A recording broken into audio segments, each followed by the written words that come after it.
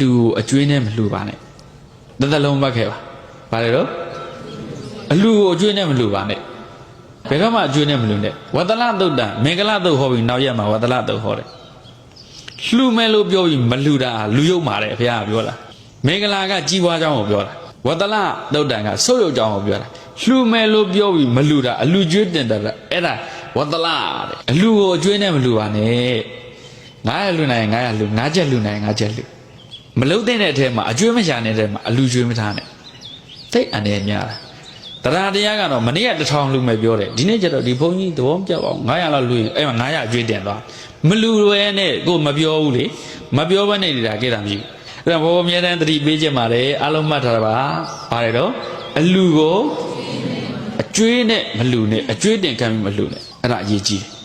ဟုတ်ပြီနော်ဒါကြောင့်ရလာတဲ့ဇိသင်ဥစ္စာတွေကဘလို့တဲ့တော့စာရင်စုဒီမှာအလုံးလုံးနေတဲ့သူပြောဒီလိုတော့ဘလို့စုမလဲအမြတ်မှာအများကြီးမြတ်ဘုံ10တန်းအောင်တော့ရန်ကုန်မှာ2000ခုနှစ်ကတွင်ကုန်သွားလို့တဲ့ဒီနေ့ပတ်စံ100ရ2000ခုနှစ်ကနော်ဒီနေ့ပတ်စံ100ရအဲ့ပတ်စံ100ဘုံအဲ့အလုံးမှာ3လလောက်ခဲ့တယ်မနက်စာမကြွေဘူးထမင်းတက်နဲ့ပဲကြွေတယ်ဒီနေ့ကို15နာရီလောက်လှုပ်လို့တွင်ကုန်လို့အဲ့ဘုံ3လလောက်တာပတ်စံ9000စုမိတယ်မောက်စီတစ်လုံးဝယ်စားတယ်မနက်ပိုင်း30ပေးရတယ်80ပို့တယ်အဲ့80ကိုစုအဲ့ဒါစုရက်တဲ့အလေးချင်းကတော်တော်အရေးကြီးတယ်ပတ်စံကမစုတဲ့မရအောင်အဲ့ဒါမှတ်တာမစုတဲ့ရင်ဘလောက်ရပို့တယ်ဆိုတာမရှိဘူးအဲ့ဒါကစိတ်ကိုအလိုလိုက်လို့ပဲကံအဝတ်စားတွေအများကြီးပတ်စံပေါ်တော့ထပ်ဝယ်ဖြစ်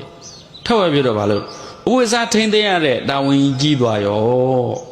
အဲ့ဒါကြီးမသိဘူးနော်ပစ္စည်းတစ်ခုဝယ်လိုက်ပြီဆိုအဲ့ဒီဟာကိုထိန်းသိမ်းရတဲ့တာဝန်ရှိသွားတယ်ဒါကြောင့် finance မှာ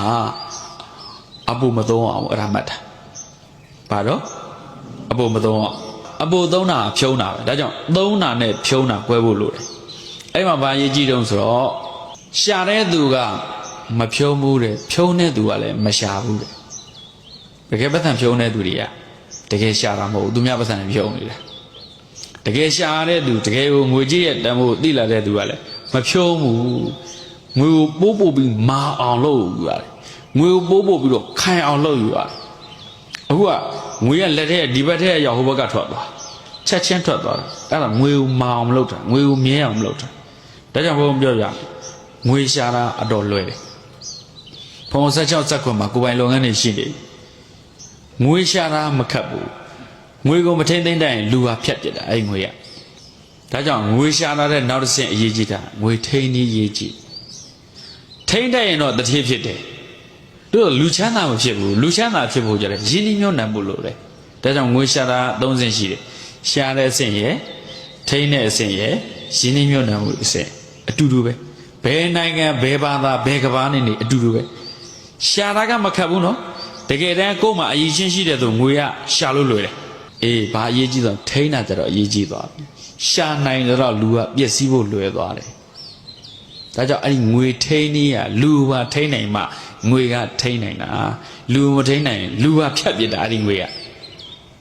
ညစ်တွေရေကြီးလာတဲ့အခါကဘာတွေကိုဖြိုးပစ်တယ်လို့ပဲအဲ့ဒီမှာလူတွေကငွေစည်းဝါးတွေသုံးလာတဲ့အပျော်ပါးတွေမတ်တက်လာအဲ့လိုမျိုးဖြစ်တတ်တယ်ဒါကိစ္စနော်ဒါကြောင့်ငွေရှာတာပထမအဆင့်ငွေထိန်းတာဒုတိယအဆင့်တတိယအဆင့်ကြပါလို့ရင်းနှီးမြှုပ်နှံမှုအဲ့ဒီကြမှာချမ်းသာတာနော်လူချမ်းသာအဲ့ကြမှာဖြစ်တယ်တတိဖြစ်ဖို့မခက်ဘူးလူချမ်းသာဖြစ်ဖို့ကြခက်တယ်လူချမ်းသာဆိုတာအမြဲတမ်းအေးအေးဆေးဆေးဒုနံနေငွေဝင်တဲ့ဟာမျိုးပါဇက်လေးလှုပ်လိုက်တာနဲ့ပတ်စံရသူ့ပုံလေးပြလိုက်တဲ့ပတ်စံရ image ဒီစောက်ထားတဲ့သူတွေကြလေအဲ့လိုဖြစ်ဖို့ကြတော့ငွေကိုဘာဖြစ်တတ်ဖို့လို့ရင်းနှီးမြှုပ်နှံဖို့လုပ်တတ်ဖို့လို့လေဒါကြောင့်ဘယ်နှဆင့်တော့ဘာတွေတော့ငွေရှာတာငွေထိန်းတာရင်းနှီးမြှုပ်နှံတာအဲ့ဒီ3ဆင့်လုပ်တတ်မှငွေရမြဲတယ်ဟောမြတ်စွာဘုရားရှင်ကတော့စာရင်စုဘာကိုပြောတာ finance ကိုပြောတာဟို blog ပိုင်လေဘုရားပြောထားတာနော် finance ကကနေမှအသေးအတန် soft skill တွေထဲမှာသင်နေရလေ financial management တို့ဘာလို့အခုမှအသေးအတန်သင်နေတယ်ဘုရားပြောတာရိုးရိုးရှင်းရှင်းလေးအများကြီးမှတ်စရာမလိုစာရင်စုပြီးသွားတယ်အဲ့ဒါ finance ပဲဟုတ်လားသူတို့ဘယ်လိုမျိုးနေရာမှာ investment လုပ်ရင်ကြီးပွားနိုင်လဲဘယ်လို investment တွေကမခိုင်မြဲဘူးလေအဲ့ဒါတော့ knowledge လို့လေဒါကြောင့် knowledge ကအမြဲတမ်းနေရာတိုင်းအတွက်လိုတာကြီးပွားတိုးတက်ဖို့ဆို knowledge